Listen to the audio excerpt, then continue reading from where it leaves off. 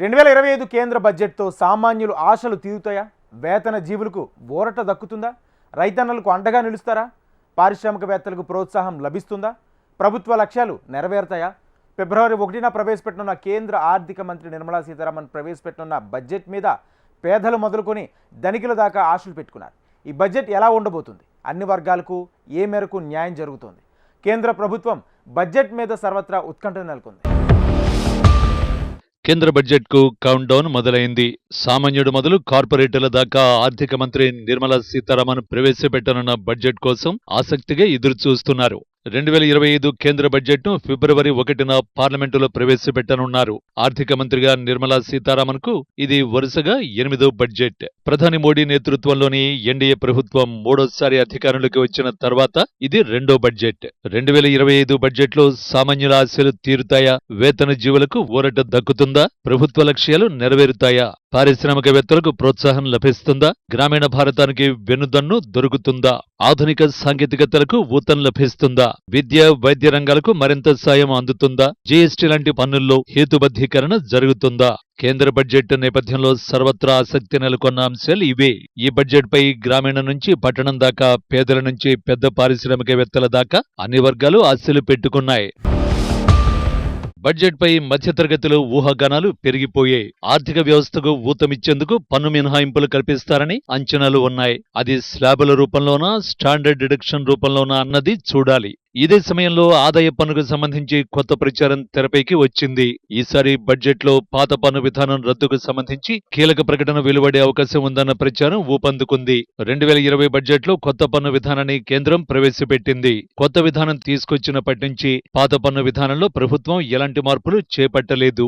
స్లాబుల మార్పు, ప్రాథమిక పన్ను మినహాయింపు పరిమితి పెంపు, స్టాండర్డ్ డిడక్షన్ పరిమితి పెంపు వంటి మార్పులన్నీ కొత్త పన్ను విధానంలోనే చేపట్టారు. కొత్త పన్ను విధానంపై ఎక్కువ మందిని ఆకర్షించడం దీని ముఖ్య ఉద్దేశ్యం. ఈ నేపథ్యంలోనే ఈసారి బడ్జెట్లో కొత్త పన్ను విధానంలో మార్పులు చేయడంతో పాటు పాత పన్ను విధానానికి స్వస్తి పలికే విషయంపైన ఏదో ఒక ప్రకటన ఉండొచ్చన్న ఊహాగానాలు వినిపిస్తున్నాయి. వేతన జీవులు ఎప్పటిలాగే బడ్జెట్ పై గంపెడాశలు పెట్టుకున్నారు. వచ్చే బడ్జెట్లో వ్యక్తిగత ఆదాయ పన్ను మినహాయింపులు పెంచాలని ఆర్థికవేత్తలు సూచించిన నేపథ్యంలో వేతన జీవులకు తీపి కబురు అందించడం ద్వారా వినియోగాన్ని పెంచి ఆర్థిక వృద్ధికి ఊతమివ్వాలని కేంద్రం భావిస్తోంది. పన్ను చెల్లింపుదారులకు ఊరటనిస్తే కొనుగోలు శక్తి పెరిగి వృద్ధికి ఊతం లభిస్తుందని యోచిస్తోంది. దీని ద్వారా ప్రత్యక్ష పన్నులు, జీఎస్టీ వసూళ్లు పెరిగి మళ్లీ తిరిగి ఖజానాకు పెద్ద మొత్తంలో రాబడి వస్తుందని కేంద్రం భావిస్తున్నట్టు తెలుస్తోంది. 2023-24 ఆర్థిక సంవత్సరంలో 8.2% వృద్ధిని నమోదు చేసిన భారత ఆర్థిక వ్యవస్థ 2024-25 ఆర్థిక సంవత్సరంలో 6.4% మాత్రమే వృద్ధిని నమోదు చేయొచ్చని కేంద్ర గణాంక కార్యాలయం అంచనాలను వెలువరించింది. రిజర్వ్ బ్యాంక్ ఆఫ్ ఇండియా సైతం 6.6% వృద్ధిని అంచనా వేసింది. వినియోగం నెమ్మదించడమే దీనికి కారణంగా పేర్కొన్నాయి. ఈ నేపథ్యంలో ఈసారి బడ్జెట్లో వృద్ధికి ఊతమిచ్చే చర్యలు చేపట్టొచ్చని అంచనా. రానున్న బడ్జెట్లో ఆదాయ పన్ను మినహాయింపు పరిమితిని 3 లక్షల నుంచి 5 లక్షలకు పెంచి వేతన జీవులకు కొంత ఆర్థిక వెసులుబాటు కల్పిస్తారని చెబుతున్నారు. గత ఏడాది బడ్జెట్లో కొత్త పన్ను విధానంలో 50,000గా ఉన్న స్టాండర్డ్ డిడక్షన్ ని 75,000కు కేంద్రం పెంచింది. ఈ మొత్తాన్ని మరింత పెంచడం కేంద్రం ముందున్న ఆప్షన్లలో ఒకటి. కొత్త పన్ను విధానంలో 12 నుంచి 15 లక్షలు ఆర్జిస్తున్న వారికి ప్రస్తుతం 20% పన్ను వర్తిస్తోంది. ఈ స్లాబును 12 లక్షల నుంచి 18 లక్షలకు లేదా 20 లక్షలకు పెంచాలని కేంద్రం భావిస్తోంది. ప్రస్తుతం 15 లక్షల పైబడి వార్షికాదాయం పొందుతున్న వారికి 30% పన్ను వర్తిస్తోంది. ఈ మొత్తాన్ని 18 లక్షలు, 20 లక్షలు పైన సంపాదిస్తున్న వారికి మాత్రమే వర్తింప చేయాలన్నది కేంద్రం ఆలోచనగా ఉందని సంబంధిత వర్గాలు పేర్కొన్నాయి. మరి ట్యాక్సెస్ స్లాబుల సవరణ విషయంలో ఏ ఆప్షన్ను ప్రభుత్వం పరిశీలిస్తుందనేది చూడాలి. వచ్చే బడ్జెట్లో గ్రామీణ భారతంపై కేంద్ర ప్రభుత్వం దృష్టి సారించే అవకాశం ఉంది. ఈసారి కేటాయింపులు 5% నుంచి 8%కి పెరిగే అవకాశం ఉందని తెలుస్తోంది. గ్రామీణ ఉపాధి హామీ పథకం, పీఎం ఆవాస్ యోజన, గ్రామీణం, పీఎం సడక్ యోజన పథకాలపై కేంద్రం దృష్టి కేంద్రీకరించనుంది. దీనివల్ల గ్రామీణ ఆర్థిక వ్యవస్థ మెరుగుపడుతుందని భావిస్తోంది. ఇన్సూరెన్స్, ఆరోగ్య రంగాల్లో సంస్కరణలు తేవాలని ప్రభుత్వ రంగ బ్యాంకు ఎస్బీఐ సూచిస్తోంది.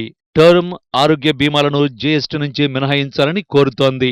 ఆరోగ్య రంగ బడ్జెట్ను 5% వరకు పెంచాలని సూచిస్తోంది. ఇందుకోసం పొగాకు, చక్కెర ఉత్పత్తులపై 35% వరకు జీఎస్టీ విధించవచ్చని అంటోంది. ప్రభుత్వ పెట్టుబడులను పెంచడం ద్వారా వైద్య విద్యలో సీట్లు పెంచాలని నిపుణులు కోరుతున్నారు. వైద్య విద్యకు రుణాలను పెంచాలని, వడ్డీ రేట్లను తగ్గించాలని సూచిస్తున్నారు. లైఫ్ సైన్సెస్ కు నిధులను భారీగా పెంచాలని, పరిశోధన అభివృద్ధి రంగాలకు ఊతమివ్వాలని పలువురు కోరుతున్నారు. దేశ జీడీపీ స్థిరంగా వృద్ధి చెందాలంటే ప్రభుత్వం మౌలిక సదుపాయాల కల్పనకు ప్రాధాన్యం ఇవ్వాల్సిందే.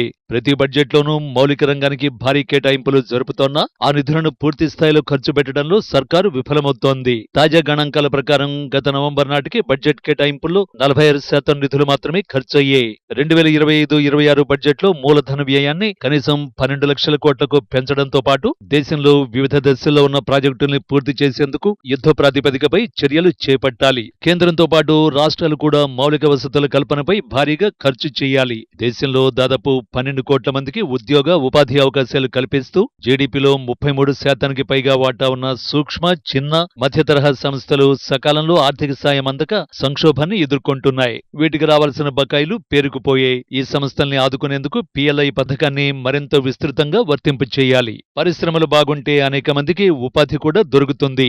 ఈ నేపథ్యంలో ముడి పదార్థాలపై కస్టమ్స్ సుంకాలను తగ్గించాలని ఆయా రంగాల ప్రముఖులు కోరుతున్నారు. ఎలక్ట్రానిక్స్, ఆరోగ్య సంరక్షణ ఉత్పత్తులు, ఔషధాలలో వాడే ముడి పదార్థాలపై కొన్ని సుంకాలను తగ్గించాలనే డిమాండ్ వినిపిస్తోంది. తయారీ పరంగా ప్రోత్సాహం ఇవ్వాలని ఈ పరిశ్రమలు కోరుతున్నాయి. ముఖ్యంగా ముడి సరుకులపై ట్యాక్సులు తగ్గితే తమకు ప్రయోజనంగా ఉంటుందని చెబుతున్నాయి. ఒక విధంగా చెప్పాలంటే రేట్ల హేతుబద్ధీకరణ, నిర్వహణను సులభతరం చేయటం అనేవి కస్టమ్స్ రంగం నుంచి కీలకమైన డిమాండ్లుగా ఉన్నాయి. వివిధ సంస్థలు తమ ఉత్పత్తులకు కావలసిన ముడి పదార్థాలను దిగుమతి చేసుకుంటాయి. ఈ సమయంలో వాటి నుంచి ప్రభుత్వం కొంత పన్ను వసూలు చేస్తుంది. దాన్నే కస్టమ్స్ ట్యాక్స్ అంటారు. దిగుమతి చేసుకున్న వస్తువుల విలువ, మూలం, వర్గీకరణ ఆధారంగా వీటిని నిర్ణయిస్తారు. దీర్ఘకాలంగా ఉన్న కస్టమ్స్ వివాదాలను పరిష్కరించేందుకు ఆమ్నెస్టీ పథకాన్ని కూడా ప్రవేశపెట్టాలని పరిశ్రమలు కోరుతున్నాయి.